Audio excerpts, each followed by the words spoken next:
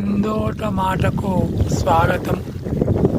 ఈరోజు ఒక సాగరాన్ని జలాశయాన్ని దర్శిద్దాం. గాలిని మనము ఎలా చూడలేమో నీటిని అలా చూడగలుగుతాం.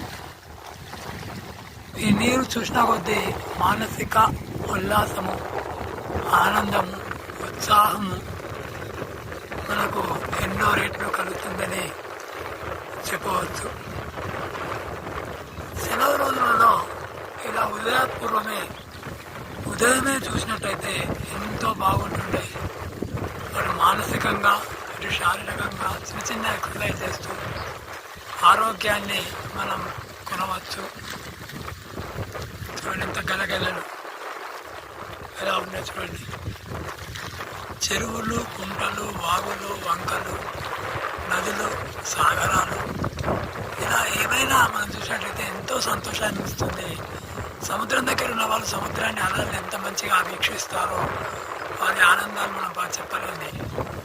అలాగే మన దగ్గరలో ఉన్న ఇలాంటి సాగరాలు గగనాయ సాగర్ కానీ, మల్లన్న సాగర్ కానీ, కొండపోచమ్మ సాగర్ కానీ, ఇటు అనంతగిరి సాగర్ కానీ ఇలా ఏవైనా సరే సిద్దిపేట పరిసర ప్రాంతాలలో ఉన్న ప్రాంతాలను మనం చూసినట్టయితే ఎంత బాగుంటుందో చూడండి. పిల్లలతో వస్తే ఇంకా బాగుంటుందండి.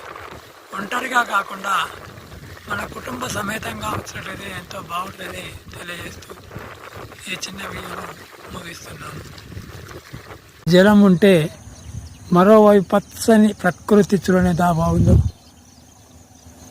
పైన నీలాకాశం, కింద అటు జలం నీలము, ఇటు పచ్చదనము ఎంత బాగుంది చూడండి.